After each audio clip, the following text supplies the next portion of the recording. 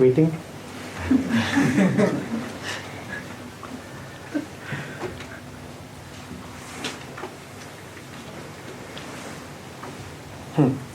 We'll begin with your insights.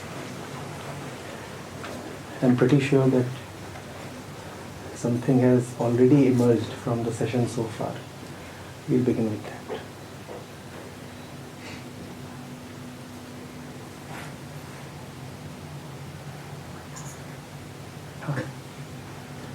So I was not bored till the time someone came near me and he gave the expressions as if he is bored of something or maybe waiting.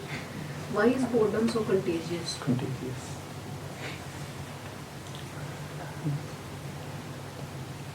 It's all right, Tom. Contagious.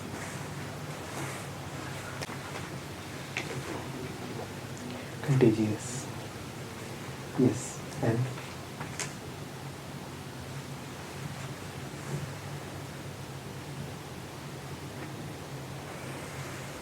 बोलिए. It's your session.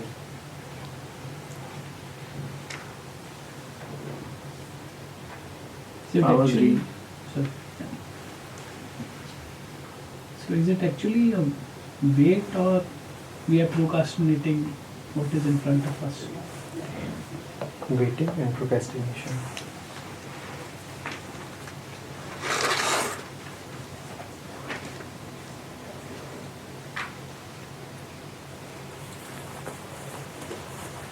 So while waiting, we feel that we are not doing anything important. Waiting. We feel useless. Waiting and a sense of purpose. Waiting and purposefulness.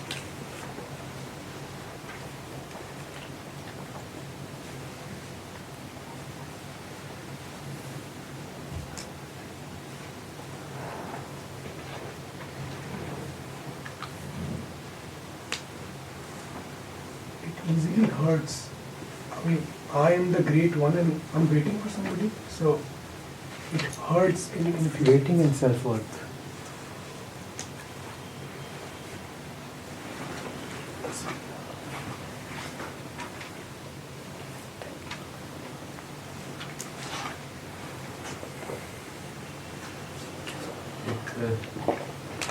शेर ये आ गया कि अकेलेपन से खौफ आता है मुझको, कहाँ हो है मेरे ख्वाबों ख्यालों।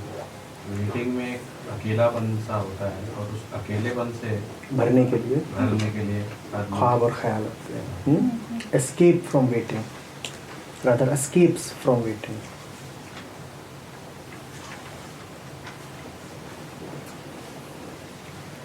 The session is well and truly climaxed. जो ये 4 चीज़ें लिखी हैं, अगर यही खुल गई तो उसके बाद मुझे कुछ बोलने की ज़रूरत है नहीं. It's great how we already know everything, yet wait for it to be articulated, to be expressed. Ji.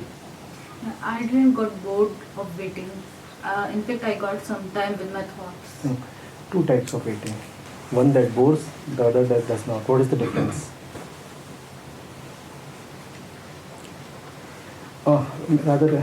To make it more lucid, make it waiting and patience.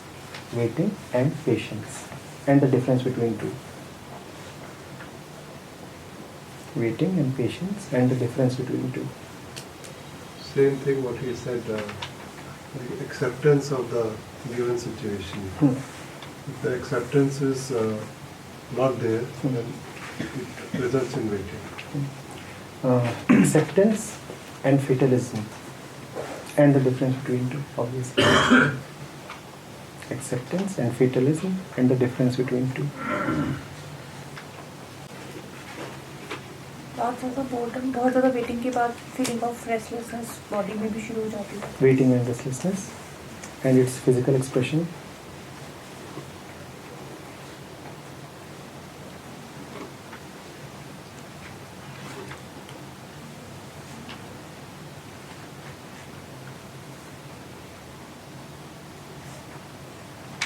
और सर जब ये फिजिकल एक्सप्रेशंस होते हैं उसके बाद वो high point ढूंढने की कोशिश करता है जिस एक्टिविटी में हाई पॉइंट मिला था. कोई भी एक्टिविटी हो सकती है. वो एस्केप में कवर करेंगे, याद दिला दीजिएगा. टाइप्स ऑफ एस्केप्स हैं. Types of escapes including excitement, including highs. Types of escapes लिखा था ना, उसमें ऐड कर दिए इंक्लूडिंग हाइज. एंजाइटी, एंजाइटी से होता है. Waiting and thoughts, including those of anxiety. Waiting is also cherished sometimes when you wait for the person or the वो two types of waiting में cover करेंगे. Is wait actually a wait or is it a purpose? As in, wait is actually a wait, or see, I'm seeing it with a different perspective. I'm not waiting for someone to come. Wait in general. So waiting and purposefulness, इसको उसमें cover कर लेंगे. Waiting made me interested in the book that I was reading. Waiting and presence. Waiting and presence.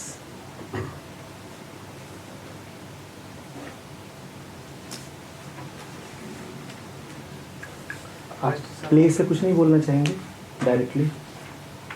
Play में sir and he नहीं था, बड़ा अजीब सा था. एंड का वेट करते हैं. Waiting and the ending of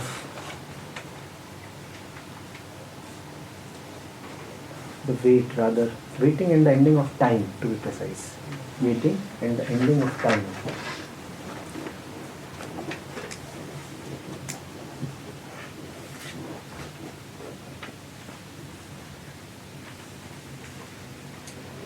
Incidentally, that is also the title of a fabulous book by J. Krishnamurti.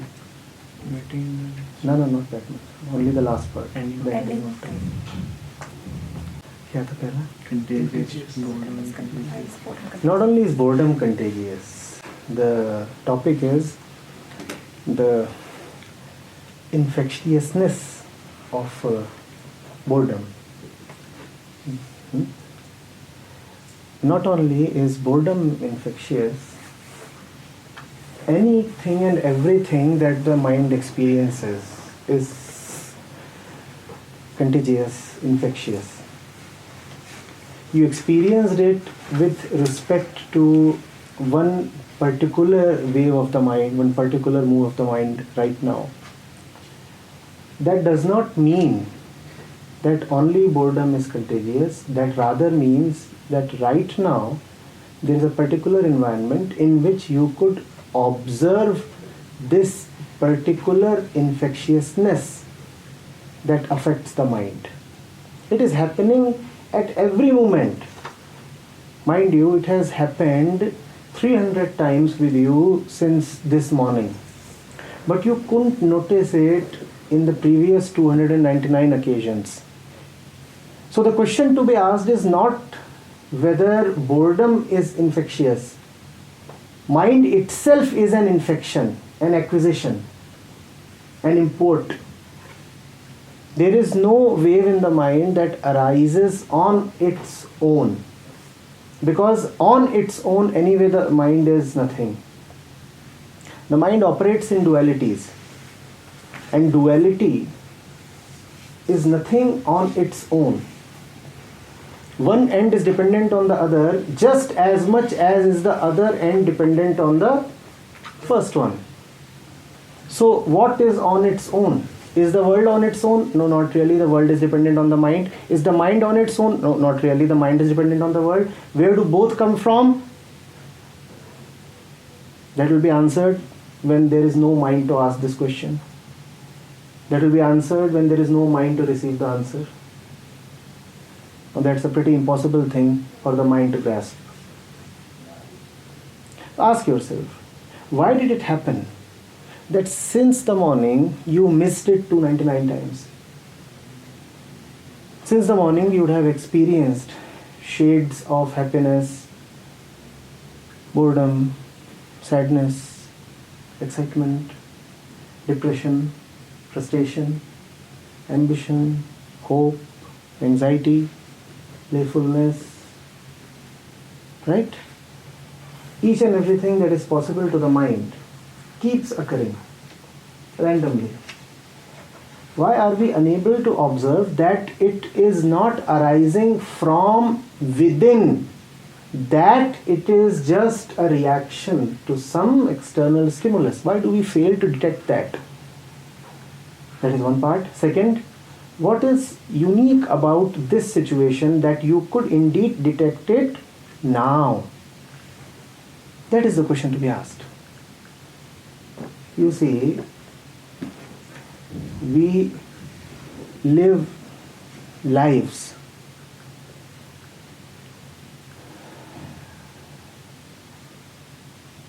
like the crow bird does. You would have heard of that story that is often narrated to kids. The cuckoo keeps its eggs in the crow nest. The crow is not watchful enough, not vigilant enough, lacks in discretion, vivek. The cuckoo does not ask, does not inquire, are these eggs my own? What does the crow do then? It keeps looking after, protecting, nursing those eggs as its own.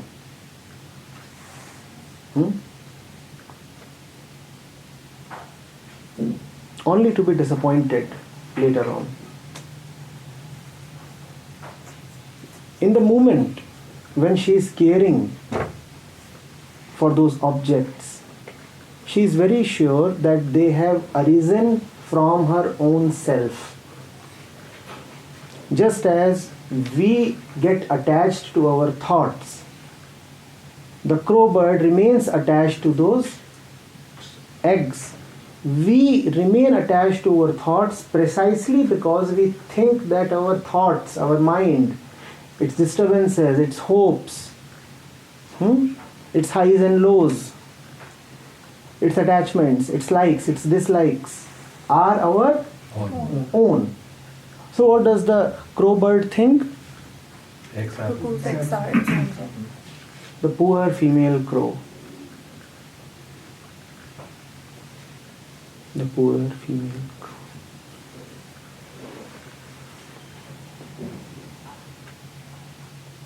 And the cuckoo, well, she keeps on singing her way to fame.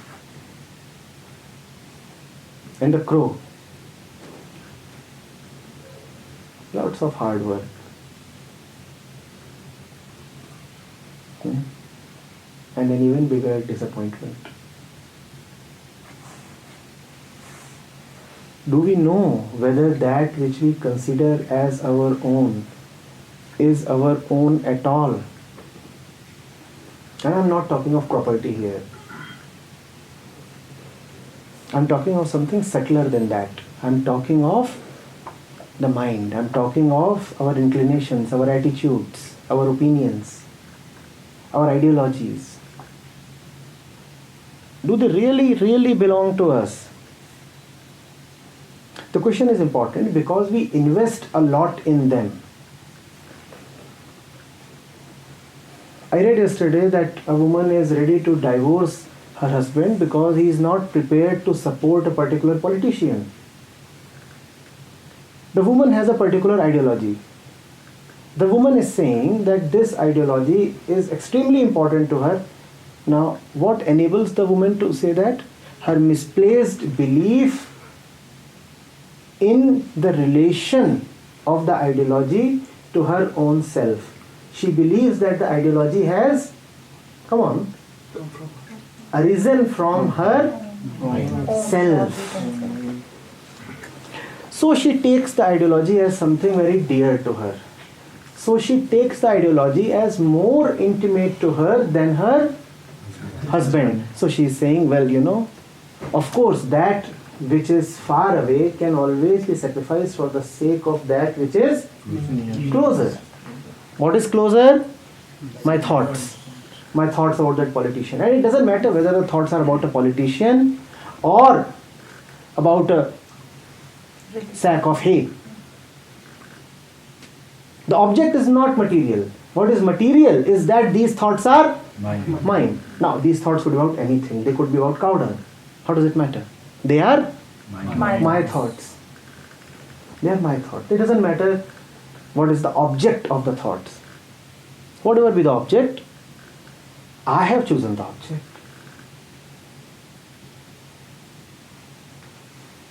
Are we sure our thoughts are our thoughts? We invest really so much in them. We talked of a case where a family was being disturbed because of ideology. That was just a starter. How about all the families that are started on the basis of ideology? Is that not a bigger tragedy? If disrupting a family based on ideology is tragic, is it not even more tragic to begin a family based on ideology? Is the family itself not an ideology?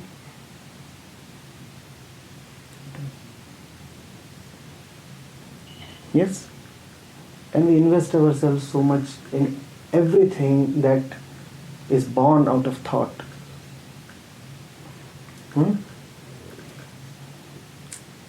To a vast majority of human beings, what is religion? Except an ideology. To the vast majority of human beings, is religion a relentless dive into the truth? Is it? Or is it about pursuing ideals, myths, codes of conduct, stories, thoughts? And don't we give ourselves up to religion? I'm not only talking of the established religions, I'm also talking of the prevalent religions that have not been so far accepted as religious religions. I'm talking of greed, I'm talking of career, I'm talking of progress, I'm talking of knowledgeability.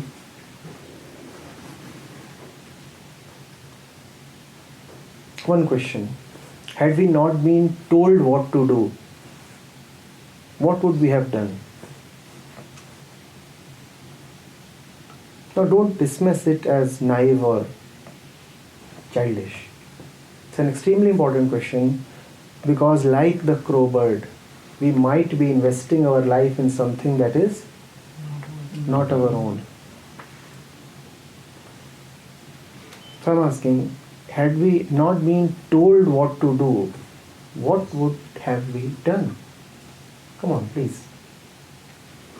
So we imitate whatever is around us. That is right. We would have imitated whatever was around us at that particular time. Would it not be scary if it turns out that even not to imitate is an imitation? That even the thought to not to imitate is an external insertion? Would it not be scary? That we have dumbed ourselves down under the weight of these imports, these layers of conditioning so much that even the thought that these layers are loathsome is now just an external thought.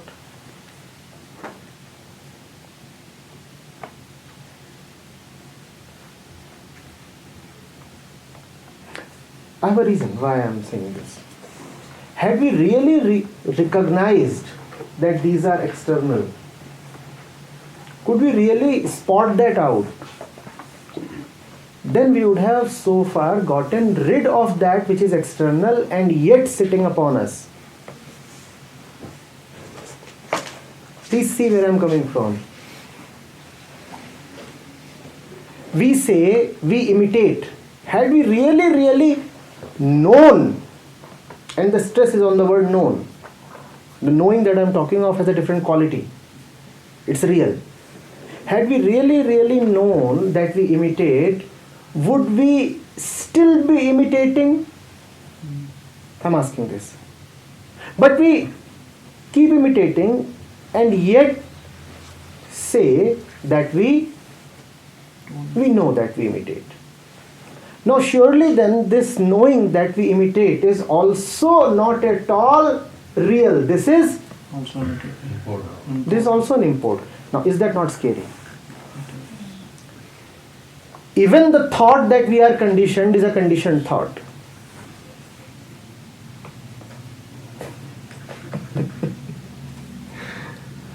So what are we left with? What are we left with? So this is the same situation that we are inside the boundary and we are talking of something outside of the boundary. Of course. Because inside the boundary is kept one holy book that tells you fancy stories about the situation outside the boundary. Exactly.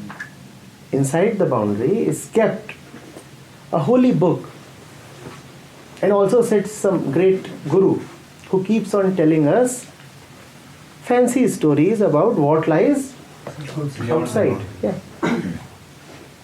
So despite sitting here, we are knowledgeable in our own mind, as per our own claims, about what lies there, what lies beyond. Oh, we know what heaven is like. Oh, we know what it means to transcend.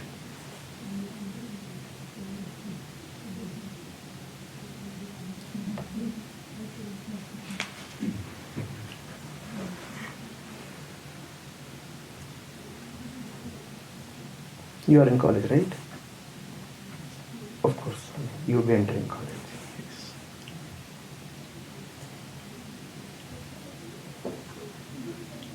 Virgins talk so much about sex, right? Don't they, in college? Yes, I do. That's it. Sitting virgin, you talk so much about sex.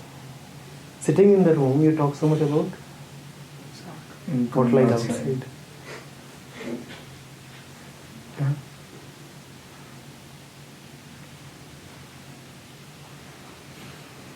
Everything we do is already existed. मतलब हम अपना कुछ करते ही नहीं हैं अभी. That is not a relevant question. The relevant question is, are even these words your own? It is not material whether so far we have lived a borrowed life. What is much more material is whether even this realization is authentic. I have spoken to thousands and thousands of people so far, and no less than a few hundreds of them have gone back realized. It is this realization that I am apprehensive of.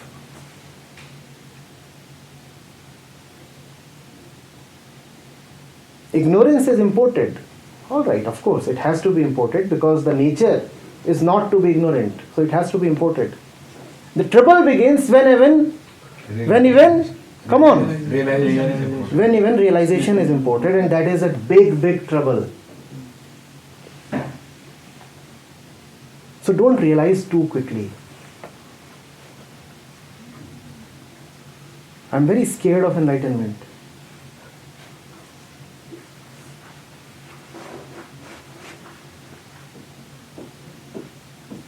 We have somebody here.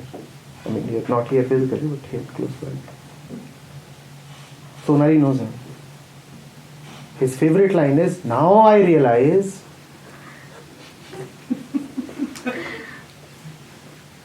he has been on a realizing spree since the last 3 years or so. He is a serial realizer."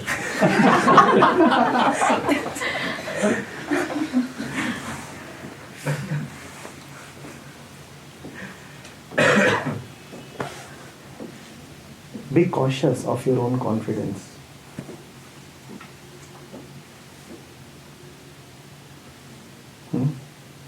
The ego likes to settle matters too soon. The ego likes to conclude too soon.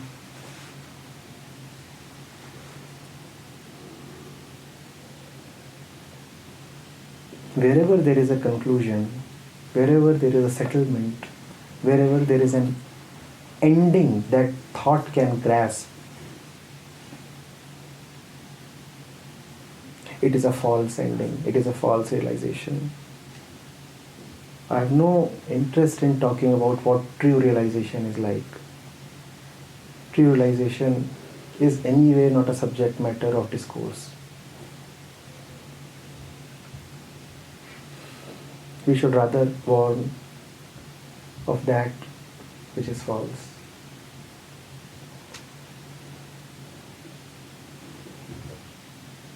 The ego can never be restful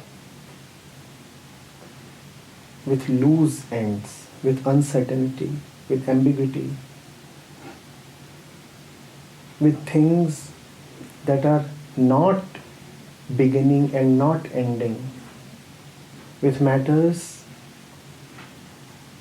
that seem absurd in a sequence of time, with issues that apparently do not have a cause, with actions that apparently do not result in anything.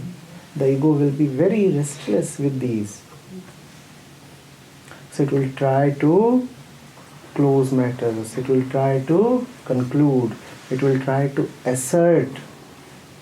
The assertion cannot be, I do not know, because that is a very unstable assertion. If you do not know, then the responsibility is upon you to know. Sooner than later, after passing through a series of I don't knows, the ego would quickly like to come to I know. Please be cautious of that. A few times the ego can accept this, I don't know. But that I don't know is unstable. The ego would want to cross over that using knowledge. And knowledge is always important.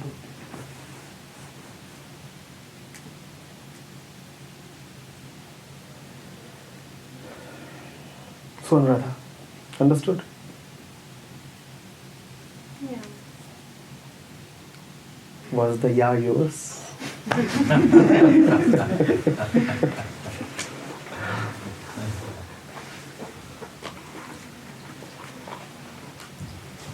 Now, remain attentive. Boredom was inflicted upon you by somebody. Watch out whether excitement too is inflicted upon you by somebody. Does excitement ever arise from within? Can you be excited without stimulus?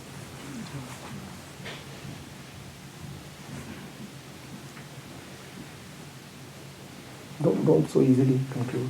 We don't know. Better to stay in a position of finding out. So go out and discover. See how it happens in the shopping mall. See how it happens in front of the television, in front of your mobile screens, in front of your loved ones, in front of the ones you hate. See how it happens. You must watch the whole process. Watching the process is infinitely more important than coming to well accepted conclusions. General truths are of no help to anybody. God rules. God made the earth and man. How does it help you? It is not at all your truth. It is just an imported axiom. Not even an axiom, because an axiom means it is carrying at least some factfulness. It is just rubbish. It is just something that you have taken in as the truth.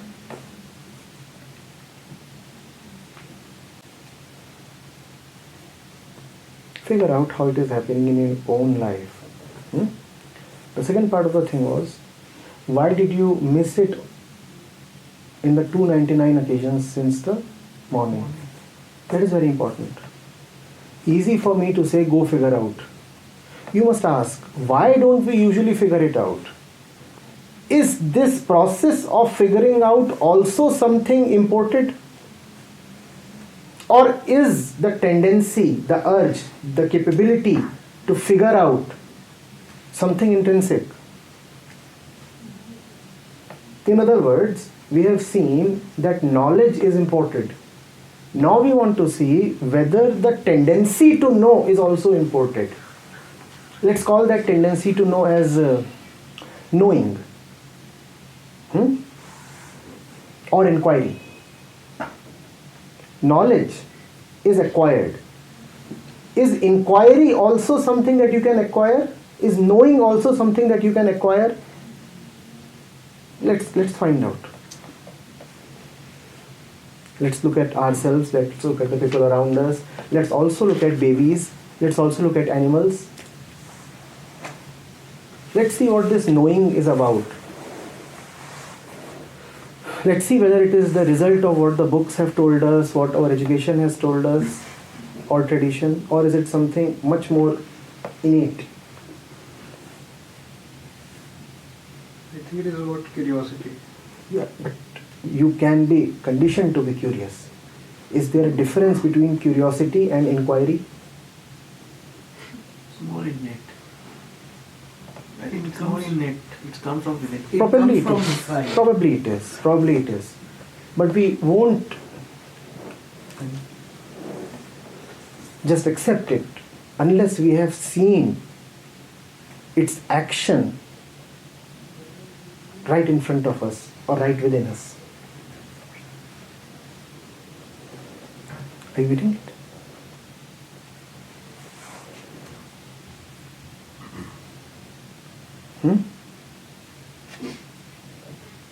Figure out what is that kind of environment where there is that 1/300 chance of figuring out. And then you will see why man in general is unable to figure out. At a gross level, you are the same Anuradha that was there in this afternoon, this morning, last night, 2 weeks before. Except for some minor cosmetic changes, you are the same woman. Why couldn't you really figure it out, observe it, pay attention in the other situations? Why is attention contingent on the right environment? And if it indeed is contingent, what is that environment? And if we can find that out, then our greatest responsibility towards ourselves is to give ourselves that environment. If we cannot give ourselves that environment, then realization is spontaneous. Seeing is intrinsic. What is that environment? And when you come to discover what that particular environment is, you will also come to discover what that environment is not. Then, as a corollary, it would be your responsibility to not to give yourself the wrong kind of environment. If it is your responsibility to give yourselves the right environment, it is then equally and obviously your responsibility to avoid the wrong environment. Being in the right environment itself is satsang. Satsang does not necessarily mean gathering.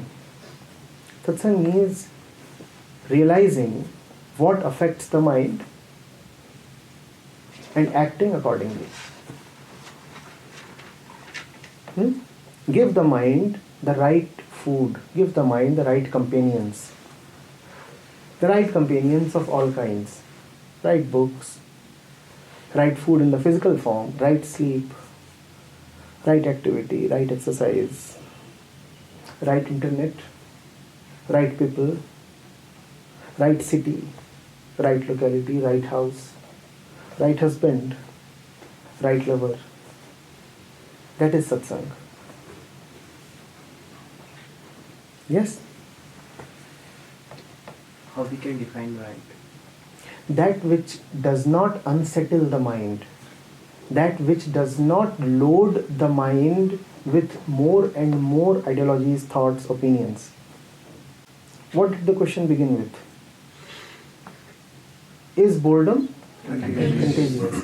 So what is then the definition of the right environment? An environment that is not eager to load you with stuff. That is the only definition of the right companion. That is also the definition of the right friend, or the right husband or wife, or the right acquaintance.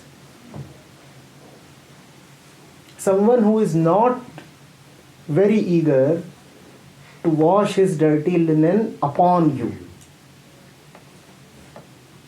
Someone whose presence in your life does not make you unsettled. Because our nature is to remain settled. Then comes someone, piles up his garbage upon you, and you start shaking under the impact. Now that shaking, you don't always call as shaking. Sometimes you just call it pleasantries. Sometimes you call it responsibility. Sometimes you call it excitement. Sometimes you even call it love. Discipline. Or discipline.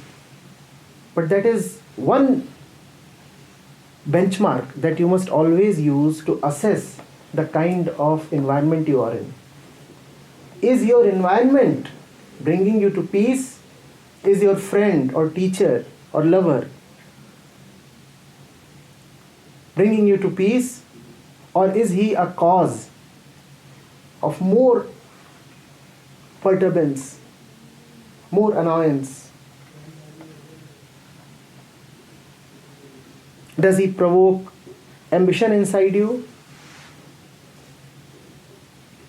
Does he repeatedly take you to the past and memories? Does he keep loading you with responsibilities?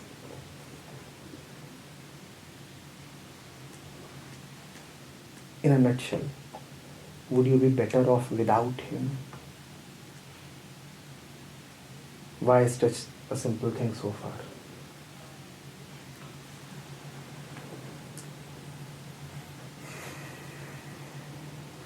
Okay, let me put it otherwise. On a clean slate,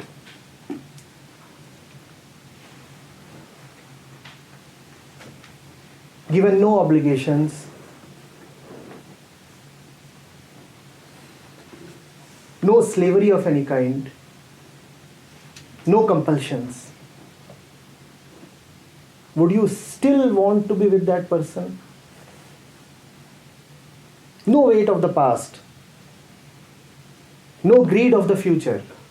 Would you still want to be with that person? That is the test of satsang. That is the test of right relationship.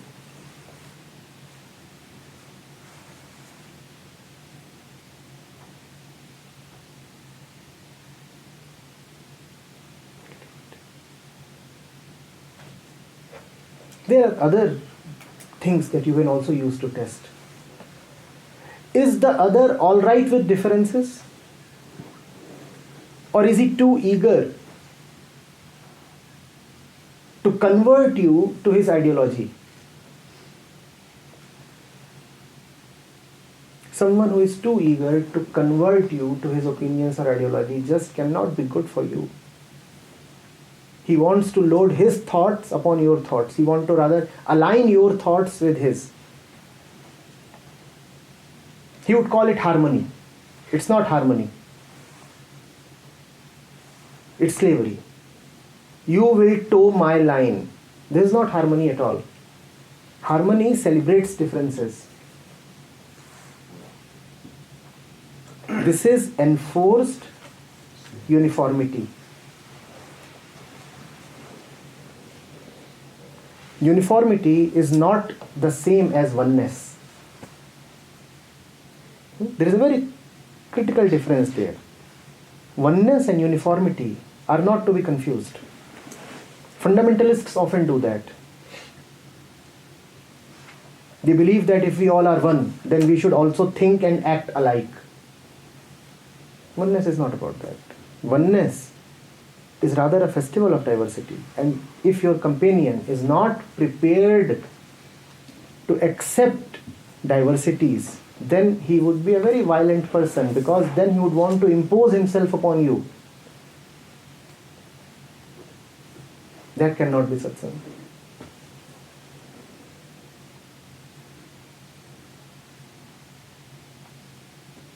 Yes? So if there is hope of someone being not right always, Of course, of course. so how do I tackle that? Because, for example, I am in a relationship with someone. Now I can't expect this person to be right always. Yes, of course. So then will I say that he is not ready to accept that diversity and he is not good for me? Another, do you drive? No. Okay. Do you ride a bicycle? Yeah. Of course you do. Now you're riding a bicycle. The best case scenario is that you are sane and the rest of the traffic is also sane. So everybody is driving in his lane, in the speed limits, in the right positions. Correct? Now suppose you come across a particular stretch of road where the traffic is really unruly. What do you do then? How do you know how to respond? Now there is a truck coming in front of you in the wrong side, and that too at a high speed. What do you do? And to make matters even more interesting, the driver is weaving his way through the road. How do you respond?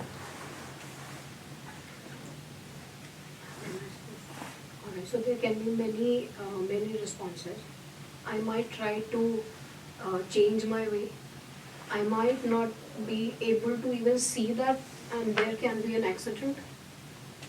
And I mean, there can be Which many, responses would you multiple prefer? responses. Yeah. Which responses would you prefer? Obviously, if I could see this man coming zigzag and changing his way, I will obviously prefer changing my way and riding my cycle on a safe path. Yeah. Now there can be many ways to safety. Yeah. Many ways to safety. What is one common thing between all these ways? You could even stop your bicycle and get down. Or you could, move down into the rough. You may say that the rough is preferable than being in front of the... Of course. But what is one common underlying thing behind all the right responses? You have to be alert and see. Your own sanity. Your own sanity. When you know what is right, then it is not at all a difficult matter to tackle both the right and the wrong. First of all, you have to be right.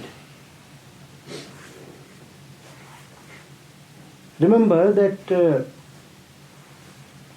when you move to ICU with 38 fractures in your body, it does not matter who was at fault.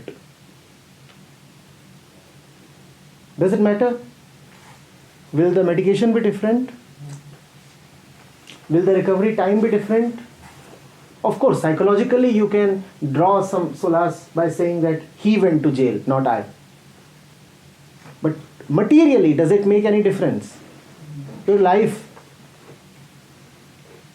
a critical period of it, probably the entire life, has now been affected. Should we talk about how the truck driver is driving, or should we talk about whether we are in a position to deliver the right response? Come on, tell us. And we are always driving. I am talking about the street called life. You are always driving. It's very, very dangerous to be cursing truck drivers on a high-speed road. Very dangerous.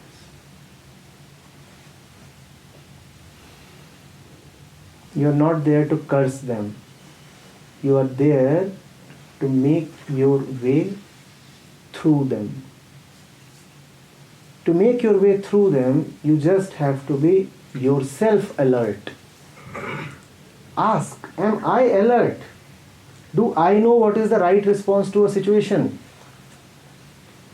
Maybe the truck driver is meandering because he too is cursing somebody. It's quite possible. You may feel that is the only possibility. Otherwise, why would one zigzag? He too probably has somebody in his life who does not listen to him or is too dominant. We all have our excuses for insanity.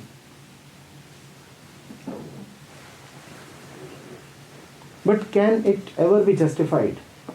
And remember that right now I am not talking to the truck driver here. I am talking to Anuradha, the victim. Or should I rather talk to the truck driver? Will that make a difference to your life? Remember that it's a busy lane. One truck after the other. If I know where I am, if I know who I am, will I myself not be in a position to tackle all rights and wrongs, all ups and lows? If drunken drivers bother me, then besides other things, does it also not mean that I am not a very good driver? Please answer this. Of course, we can all complain about law enforcement, about inculcating the right kind of habits in drivers. We can even go to the so-called root cause and figure out whether the process of distributing licenses is fair. We can go into an entire tirade on road safety. And all that would be all right and fair. But shouldn't we first start with ourselves? Shouldn't we first start with ourselves? In spite of the best road safety practices, you will keep on meeting enlightened drivers.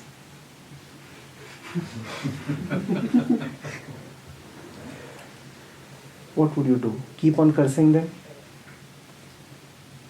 Please. That would give you the consolation of feeling like a victim. That would give you a psychological uprightness. Does that help?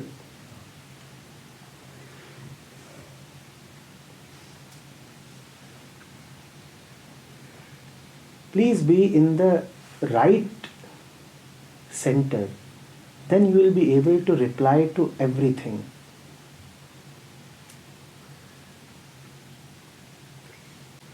I am really not comfortable with this situation as of now, but let me just soak this and then maybe I say something. There's nothing to soak in. No, because this is getting a little heavy. Yeah. You will not soak it. You know what you'll do? You will dissect it. You will analyze it. Because the matter is so obvious that there is no need to ponder over it. The moment time comes in, everything is spoiled. Instead of, just a small suggestion and then you, instead of soaking it in, figure out what within you is resisting this. Because right now, if you can't be open to this, surely there is something that resists. Really see what is it that resists. Soaking is totally useless. Don't soak it in. See what is it within you that resists this. And there is something very strong which stands up and says no. What is that? I ended one of my streams by saying, how does it help to feel like a victim? A couple of minutes back. it indeed does help to feel like a victim. It does not help you, but it helps that within you which is a product of victimization. Because if I am a victim, then I am entitled to certain rights. All victims get entitled to special rights. Operate from a center of power. You are powerful. Don't operate from a center of weakness. A victim operates from a center of self-dreamt weakness. I'm a victim, I'm weak, somebody has done wrong to me. You are powerful. You don't need to feel as if the other is in any way capable of harming you, of dominating you. Power is very, very silent and peaceful. Very silent, very peaceful. It does not complain that, something came and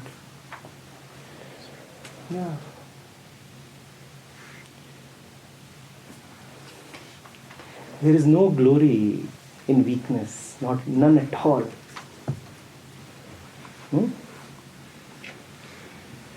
Second point. Waiting and Waiting and procrastination. Waiting and purposefulness. Procrastination. Waiting and Procrastination. procrastination. Is any purpose ever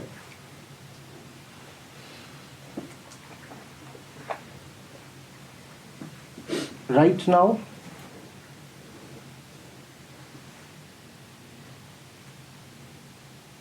If you have a purpose, is the purpose ever about something immediate? Is it? In fact, the mightier the purpose is, the more advanced it is in the future. You have to grow into something. You have to become something. You have to transform. You have to progress in order to fulfill that purpose. And all of that takes time. Right?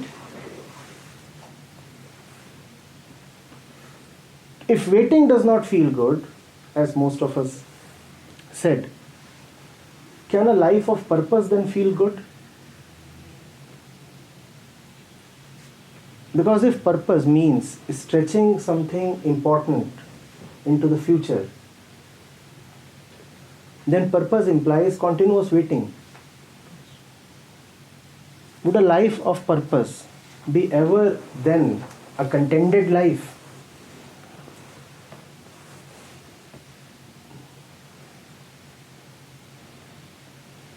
You see this. Also see that we have been indoctrinated into thinking that we should have great purposes. Somebody once said that it's not a folly to fail, but it's a folly to have small goals. So you should have great goals. You must have heard of things like these. But do remember that the greater the goal is, the more difficult it is to achieve. I mean, that is how we define the greatness of the goal. Is that not the definition of the greatness? When I was in the corporate, there was a project. It was called BHAG. Big, hairy, audacious goal. And only then it is worthy. It has to be big, hairy, HAI-RRY, not hairy. Audacious goal. If the goal is as simple and obvious as picking this up and sipping some water, then we won't even call it a goal, right?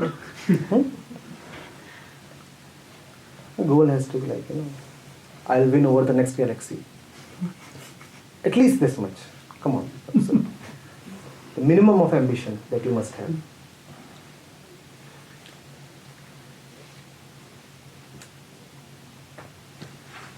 So the greater your goal is, the smaller you are in comparison to the goal. Okay? Does that not imply that in order to have a great goal, first of all, you'll have to be very small? And what does then that imply about the waiting time?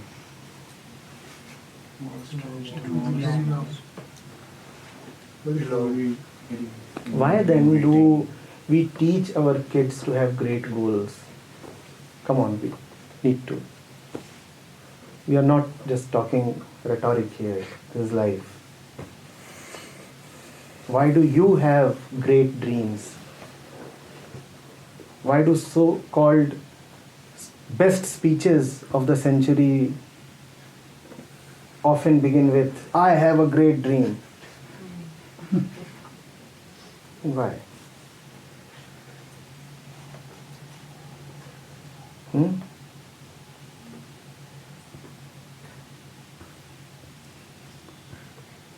Why is mankind so intent upon belittling itself? Why this tremendous self-contempt? To get happiness in the end. And get sadness? Come on, complete the sentence. Happiness in the end, and the end is of course, it's a great goal. So the end is far. Next galaxy, remember. And if the happiness is in the end, then that's the ABC of duality. That's why seeing duality in action in daily life is so important.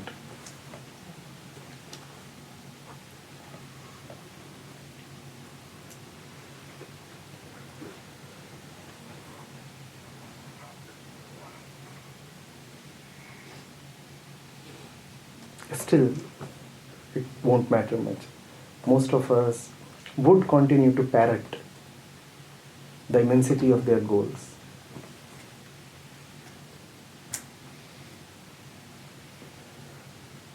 Still, most of us would continue to scoff at those who say that they either don't have goals or have very small goals or are unclear about their goals.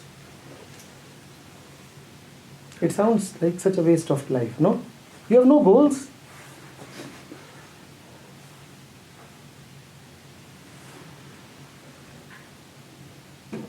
In the last time, there was one lady. She's on a sabbatical. So somebody asked her, what do you do all day? You know that. She says, I get up, I cook breakfast for myself, then I eat my breakfast, then I read the newspaper, then I do some daily chores, then I cook my lunch, then I eat my lunch, then I take my bath, then I soak in some sun, then I read a little. And the questioner was still waiting for the big thing to come. We are waiting for the big thing to come. That small 50-second conversation was almost like waiting for Godot. She is intensely, completely going through her response. And the fellow is not even conscious that this is it. There is nothing greater than this in her life. And she is very alright with it. She does not need any great purpose to become any greater lady. He was waiting, still waiting. Alright, when would she begin working? At 5 p.m.? No, 5 p.m. she says she goes out for a walk. 7 p.m. she says she sits and watches some television. 9 p.m. does she work at night? 11, this must be the time. Finally she says, then I go to sleep. And he's like, what? Where is the purpose then? What do you do? And she's like, this is what I do. He still is incredulous. So what do you do? Do you see how all our doing is purposeful? Do you see how if we are not productive, we don't even call it doing? Do you see how playfulness has been totally rejected by a goal-driven mind?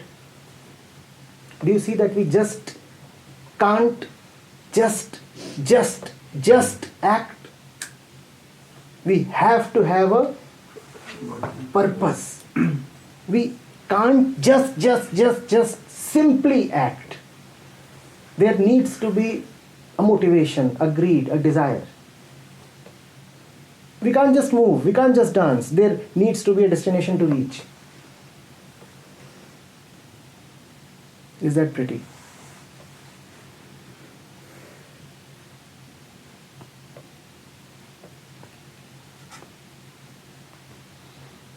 Is it necessary to have a goal, have a dream? So suppose someone is happy doing what he is doing.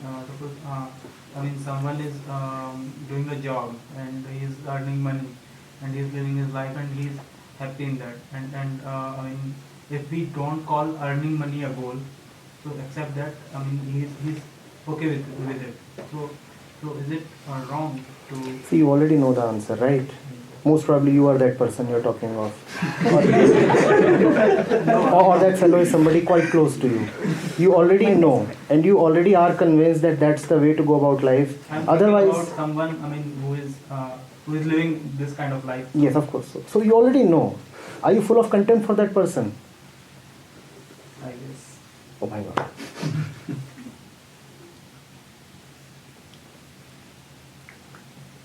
And you are full of contempt towards yourself because you don't like that person? I don't hate that person. I don't like that person. How can you dislike someone who is floating about like a butterfly? Butterflies keep floating about. What purpose do you see there? All they have is a certain weightlessness.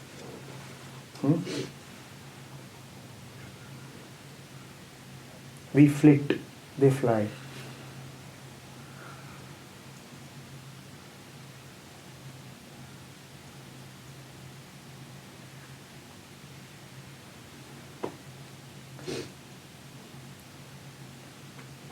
The only decider is, are you all right with it? And when I say you, I mean you with a capital Y, the real you. If you are all right with it, who is anybody to pass a judgment? Are you all right? And if others are to pass judgment on such intimate matters as life, then why shouldn't others pass judgment on relatively trivial matters as love?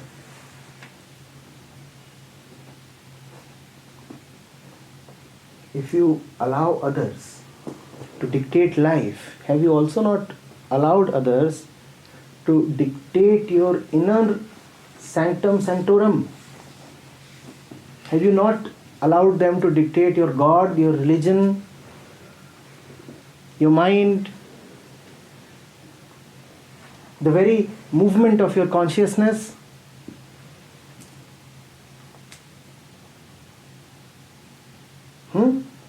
The ways of your love, have you not allowed them?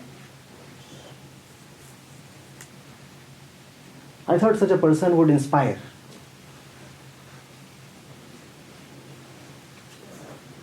He would remind you of something that you might be missing in your life.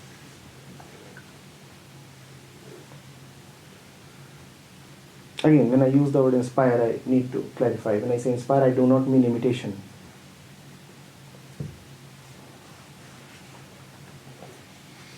Inspiration means he reminds you of something about you. That does not mean that he makes himself an imposition upon you.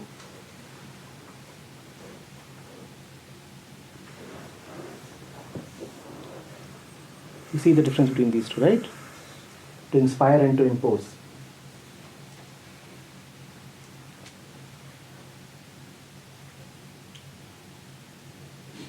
If you do not like that person, I'm pretty sure you are not very confident about not liking him. Otherwise, you wouldn't be asking this question.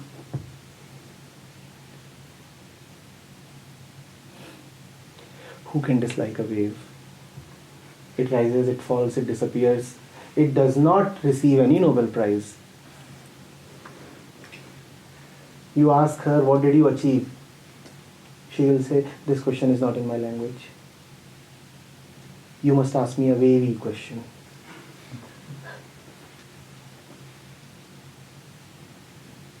Even the mosquito that is buzzing around your ears. You may ask your friend Buzzy. He really does not have a purpose.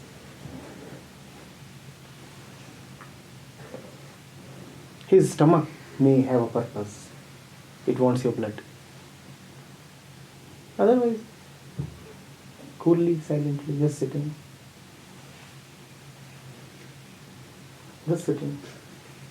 Try to meditate upon a sitting mosquito. No, don't just grin. It's serious business. Position yourself in a way that does not disturb the saint. And with great respect and devotion, observe him or her and don't bother whether it's him or her.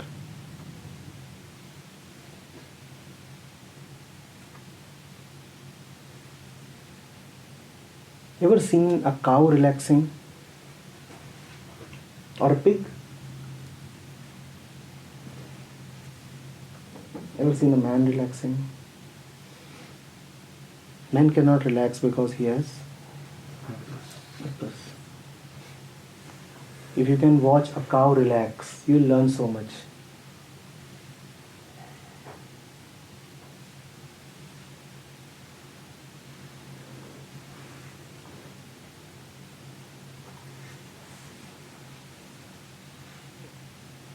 Even animals that are being abused by human beings. We saw some mules being abused by humans near Rishikesh last camp. The mules, in spite of all their physical hardships, were more at peace. Why? Because they were not keeping time. The man behind them, the exploiter behind them, had a purpose. The purpose was to reach on time and make some bucks. So even though the mules are carrying all the physical load, the man is carrying all the mental load. And the man's load, I assure you, was far heavier. The mules, in spite of all that their legs were bearing, were composed in their faces. The man, in spite of driving other creatures, was tensed, frustrated, annoyed.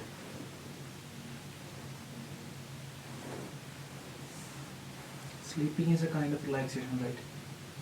We don't even relax in sleep.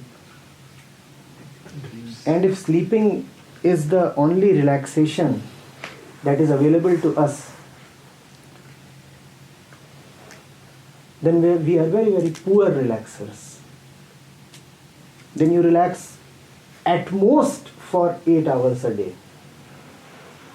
And that's not at all a fair deal, to relax for 8 hours and be mired in tension for the remaining. Please do the math. 16. For the majority of human beings, sleeping is about the only relaxation available to them.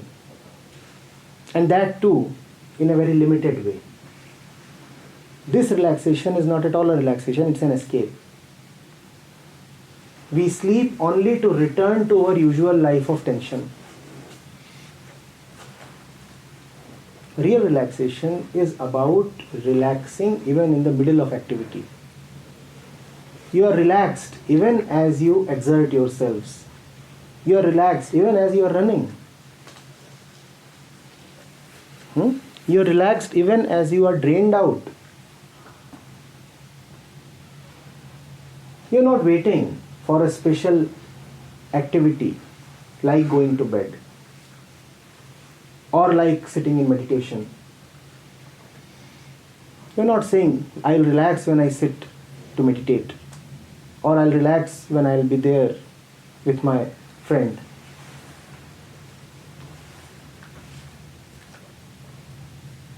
You are relaxed. You are just relaxed. You are relaxed and then you may do whatever you want to do. So relaxation is one continuous presence. Relaxation is one non-negotiable. Relaxation is one indispensable. And on the bedrock of relaxation, you may go ahead and do whatever you want to do. You may even get terribly tired in a relaxed way.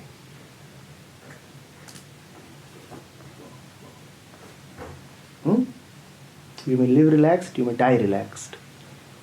You may even exhibit great stress and tension while being really relaxed. It's possible. That tension then has a different quality.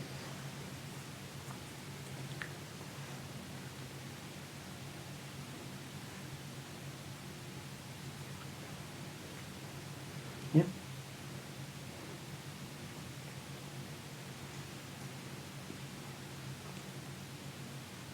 The great purpose is already settled.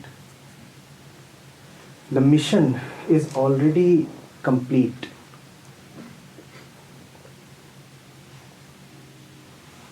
And after the mission is complete,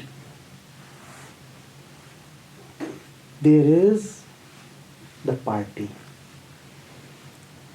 After the great success, the successful one has thrown a great universal party. That party is called life. Life is not about toiling to achieve. The achievement has already happened. The achievement is truly behind you. Life is the party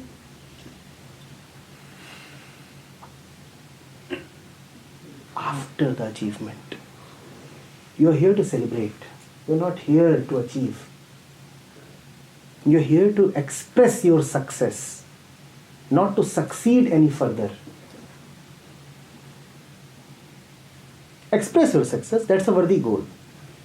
If you really insist on having a purpose, then here it is. Express your success. Express your fullness. Express your essence. Beyond that, no goal is needed. In fact, no goal is possible.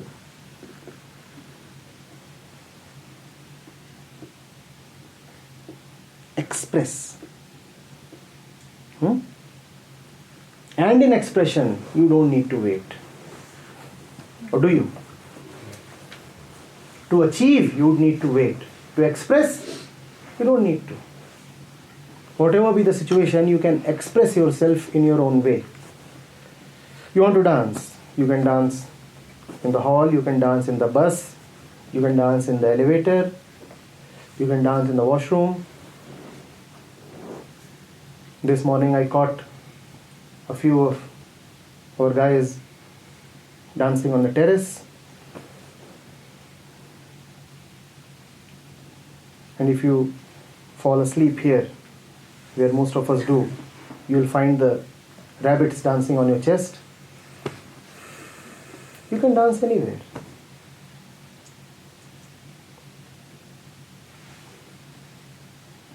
But you can't call yourself an achiever anytime. To achieve, you will say, I require time.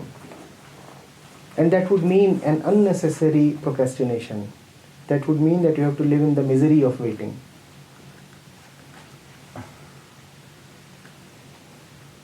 Expression is immediate, spontaneous, conditionless. Achievement requires a set of conditions to be fulfilled, a set of boxes to be ticked. Now you can call yourself an achiever, right? Do you have the right degrees now? Do you have the right jobs? The right house? The right money? The right fame? Only then you can call yourself an achiever. Expression requires no boxes to be ticked. Dance your heart out. Dance right now. I'm a little confused about expression and purpose. It seems to be very... Expression does not require anything to be added to you. Expression does not begin from a point of incompletion. Expression does not say that something critical remains unfulfilled.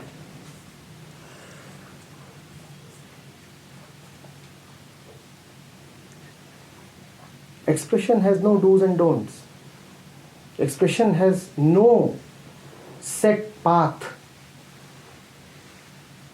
And as we said, expression requires no particular boxes to be ticked. This is how you can differentiate expression from achievement. Expression does not castigate failure as catastrophic. In the process of achievement, failure is a catastrophe. If you are just expressing yourself, then failure at a deeper level is just the same as success. But a mind that is running after achievement can never take failure as success. For him, success is greatly prized, and if success is prized, then failure will be despised.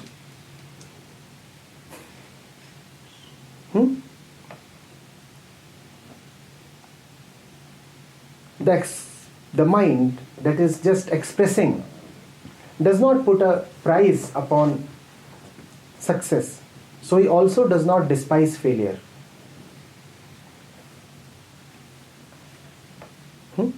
It is not as if he is intent upon failing. But if he fails, he is alright with the failure.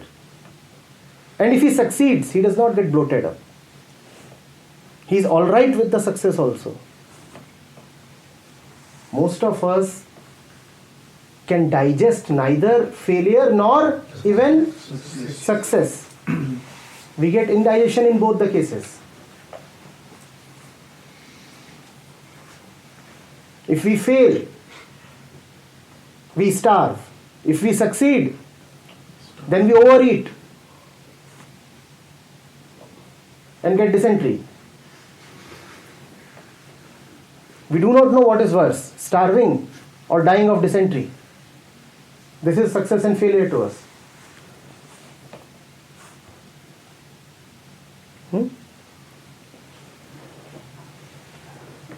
It's extremely important to figure this out, the difference between just expressing versus running after something.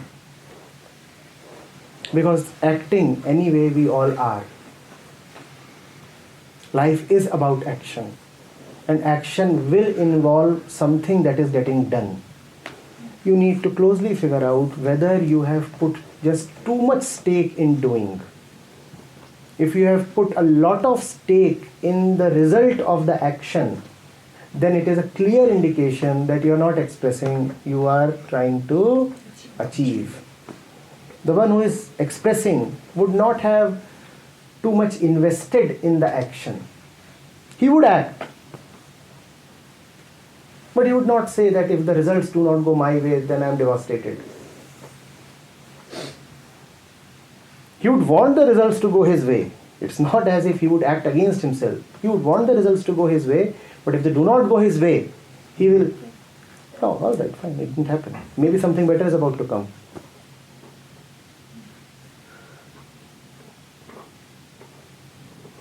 It's funny, it didn't go my way. It didn't go my way again? Really? And equally, it really did go my way. Are you kidding me? So, all is okay. That is the hallmark of expression. All is okay. Be it this or that, all is okay.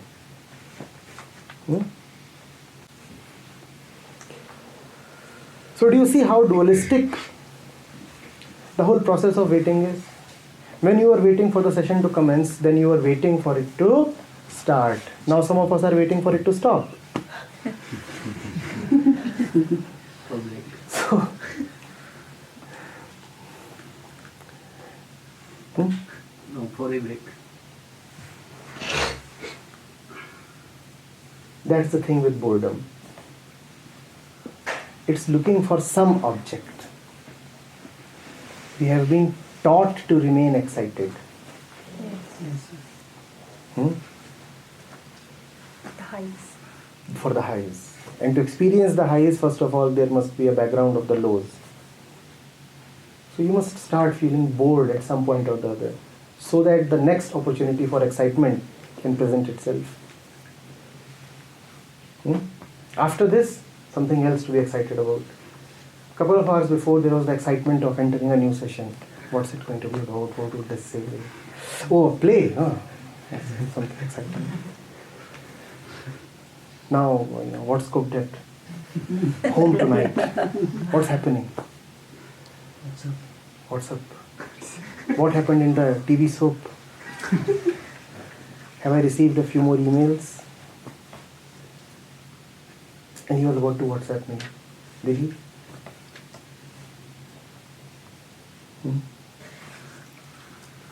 We need boredom because we have been taught to value excitement. We need boredom.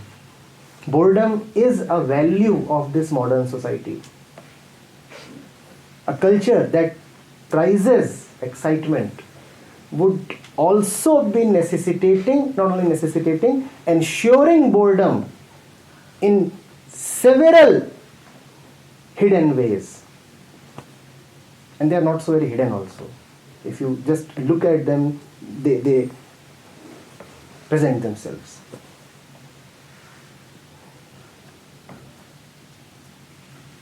Don't you have TV ads that remind you that you must get bored of your old car? Yeah? Don't you have the fashion industry where stuff must change every season? And you are reminded that what you are wearing is so very 2014.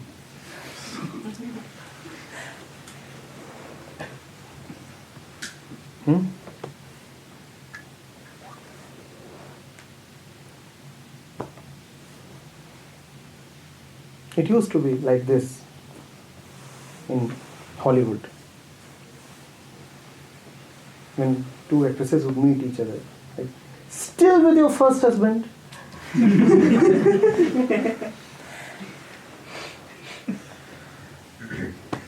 Market में दिन नए आ गए. Just stuff with the old one. Not moving on in life, really.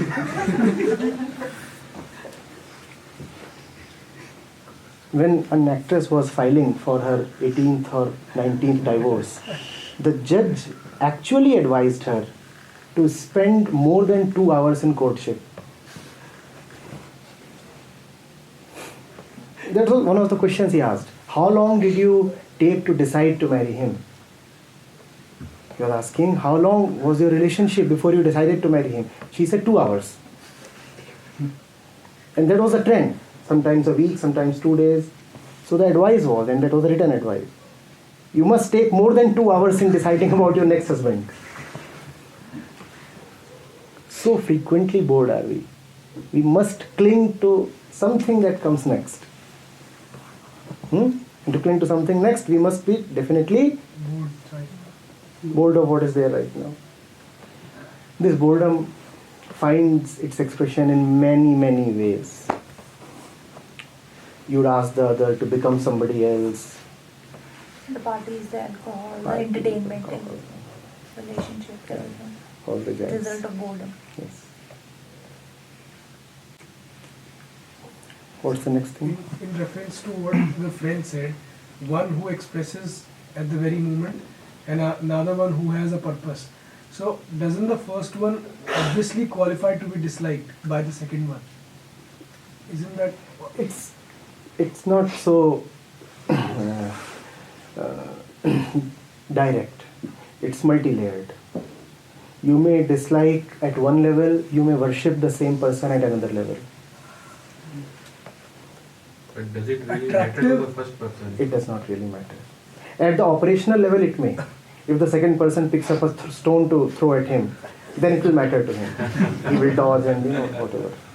But psychologically, inwardly, it does not. Even if he gets hit by the stone, even then it does not. In the very first case, when you were talking about boredom being contagious, and then you said that you have to be real, you must know what is right, not real, I'm sorry, right. And here in the second case, you talked of being relaxed. Yes. So is it not connected to Yes, of course. Which means that you can know only in when you are relaxed? relaxation. So I mean, this is just a question. So when you are relaxed and when you are right, is it not that the person with whom you are, rather than saying, okay, I am off with this, I'm not going to be with this one or that one, is it not possible that that other person gets inspired? I don't know I'm using the right word or not, inspire, and then you continue with the same relationship, rather than saying, okay, I'm off with this, let me not let this person affect my mind, affect my decisions, let me not let this person dominate me. Rather than saying all that and creating a fuss out of it, can I not inspire with my decisions? I don't know whether inspire is the right word or not.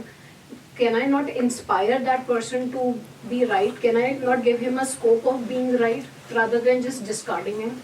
You see, there is always a mystical element involved in relating to the other. What do we mean by discarding someone? When you have discarded someone, what have you done? I am not letting him dominate myself, maybe. And that is all right. If discarding someone means not becoming a party to his attempts to dominate your mind in any way, gross or subtle way, anyway, then discarding is all right. You see, you are finding a dissonance between two things. You are saying that if I am not finding the other person right, if I am not finding the other person conducive to my inner peace, then I should rather inspire him than discard him. And could that not be a way out?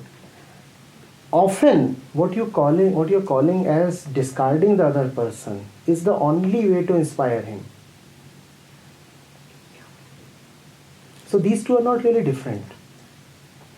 At the same time, there is no merit in saying that discarding is the only way to inspire. Discarding and inspiration are one only when discarding has been purely defined. The pure definition of discarding is discard that which is not right. Do not discard the truth residing inside the other person. How can I discard you when at the same time you are worthy of worship? If I am going to discard you, then how am I going to see God inside a pig? If I am going to discard you, then how am I going to see God inside a stone deity? What do I then mean by going to a temple? If I am discarding a human being and rather worshipping a stone statue, then I'm just being contradictory and foolish. So by discarding, I do not mean that you should disparage the other person. Discarding, actually I do not know whether I used that word. No, this is coming from the statement wherein you said, just think of it, are you not better off without that person? All right.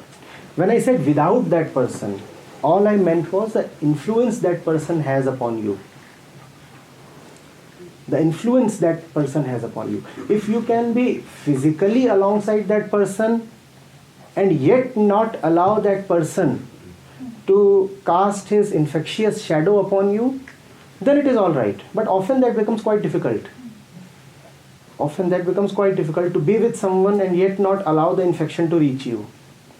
If you can have that kind of immunity where you can be with someone and yet not be infected, but remember, for that your immune system has to be extremely strong.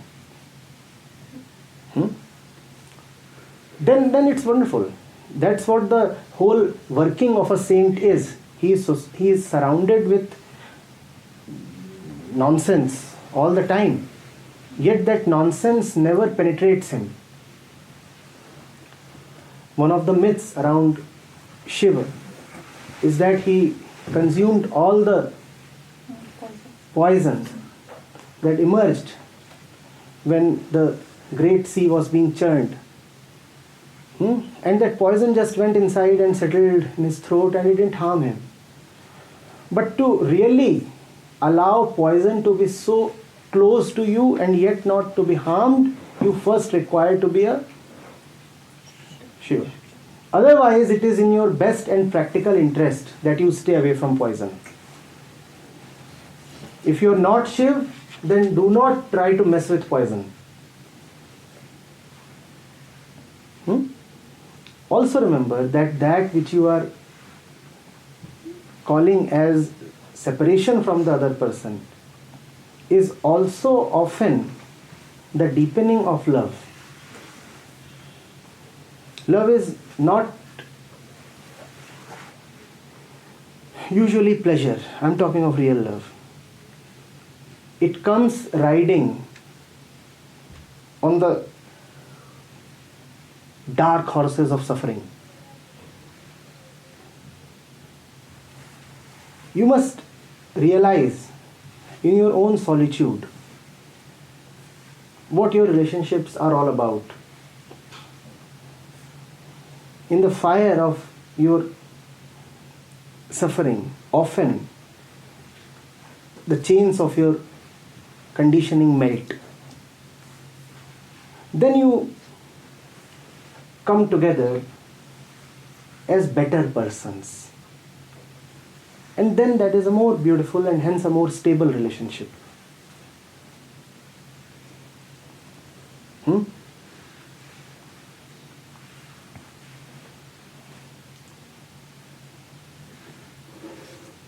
The right mind, by definition, is also compassionate. He just cannot reject someone. Rejection is a humiliation. But compassion also does not mean attachment.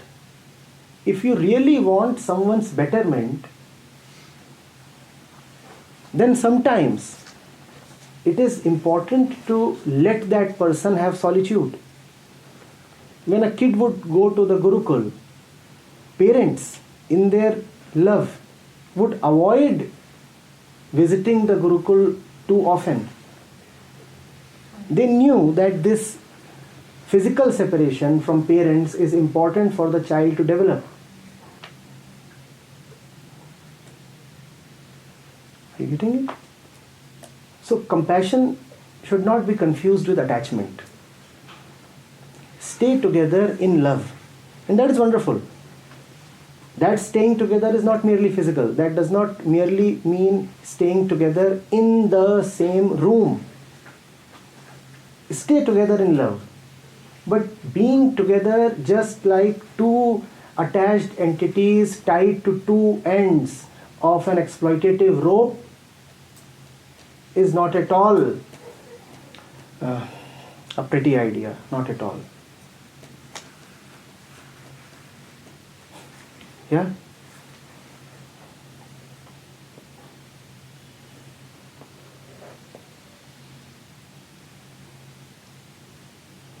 I have seen cattle that are not allowed to run away by, when they go out to graze. Their masters tie their legs together.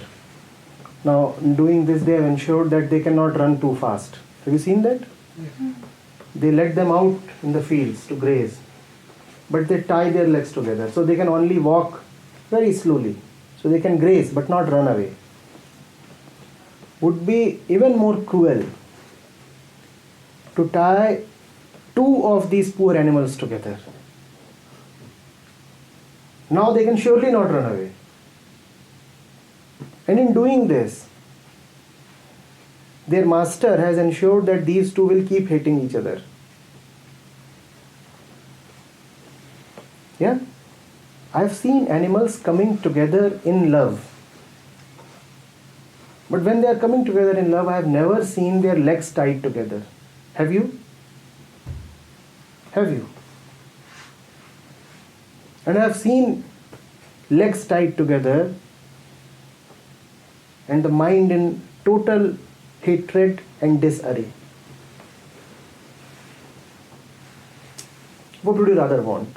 Legs tied together? Or a spontaneous coming together? A spontaneous one.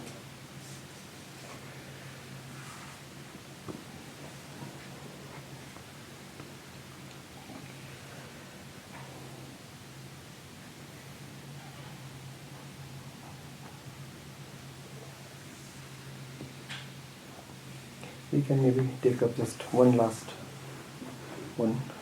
Waiting and self-worth. Which one do you want to be taken up? So waiting and restlessness and its physical expression. The end of end. Restlessness and physical expression. Yeah, if you are restless, then you will be fidgety. That's it. Waiting and present. Huh? Waiting and present. Of course. Right for waiting. When you are waiting, then your mind is always flying about. Ever waited on a railway platform?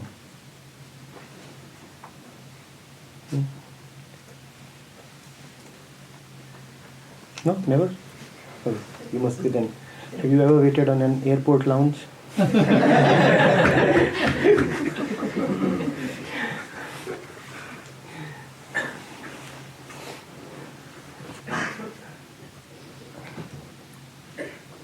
Ever waited for anything, anybody? Yes?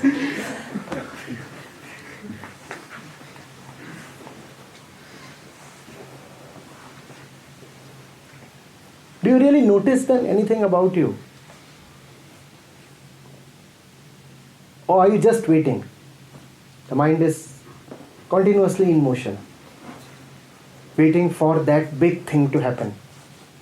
And in front of that big thing, which is just an idea, all that which is in front of you and is a fact, not an idea, appears so diminutive. Or does it not? In fact, that big thing is big precisely because it is away. Pay attention to how that big thing reduces in size the moment it is in front of you.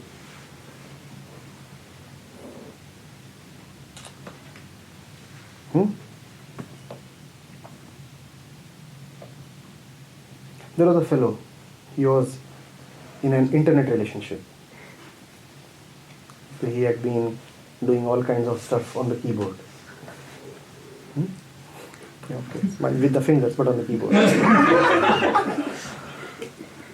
So I asked him, why don't you go and meet her?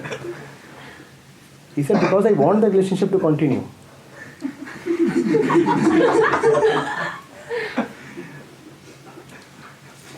For her, it is big only as long as it is far away. The moment it is in front of her, she will realize it is so small. That's the thing. It's big only as long as it is distant. The moment it shows up as tiny. And that's the end of hopes, expectations. And then the search for the next big one starts. Yeah?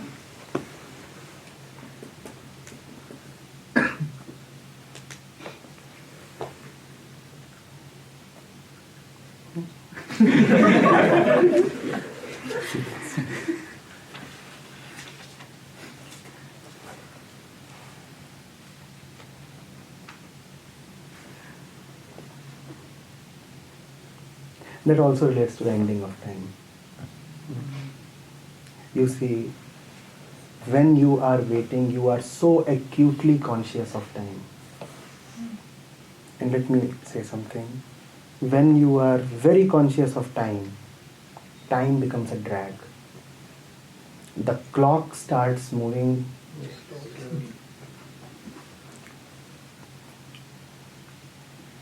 That is why the scriptures talk so much about time, and that is often the most unintelligible part of the scriptures when they talk of time. Yeah, you must wonder what is meant by akal. Why do they say akal, akal, akal? Don't you wonder?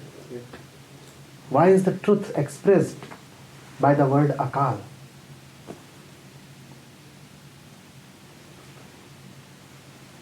That's got something to do with waiting. That's got something to do with that which is really big and that which just pretends to be big. And when you're talking of that which is really big, you must talk of time. Because time keeps on showing you shadows of the big. But never the big one really. Never he himself.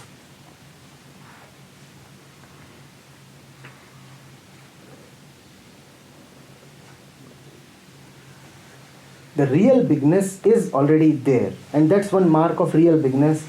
It is not available to be achieved. It is unachievable precisely because it is already there. Hence time is not needed. Hence you don't need to reach anywhere. That's why the Supreme One has been called as Akal. You can look at it in many other ways also. When the Supreme One is with you, time stops. When he is not with you, then time becomes a drag. Then time makes itself felt. And you would have seen this in your moments of great immersion. You would have forgotten time. Even in your regular day-to-day meetings with your lovers, doesn't it happen? After several hours, you look at, oh my God, it's already 11. My mom must be getting mad, totally mad. I mean, she's already mad. How can she get any madder? So when you suddenly look at your wrist and discover that it's 11 and your mom is getting mad, then you must let her explode in her madness. If time has stopped for you, let it remain stopped. You don't need to push start it. You don't need to kick start it. Give yourself occasions where you don't have to worry about time. And if you're leading a time where every second needs to be accounted for, then you need to relook at your life.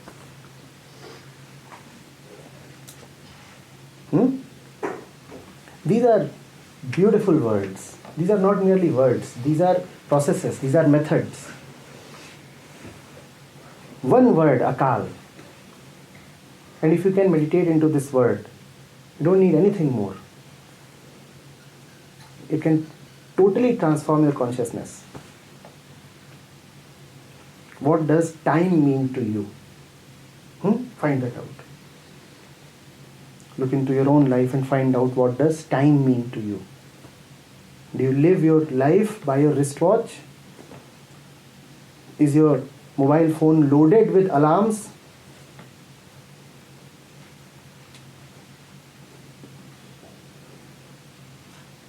Can you not afford to oversleep? Can you not afford to miss your flight? Can you not afford to take 4 days out for camp? Miserable life.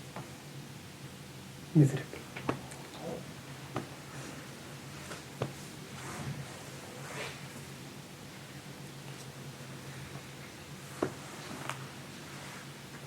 Acharya, remember. And that also means that there is stuff that does not depend on time.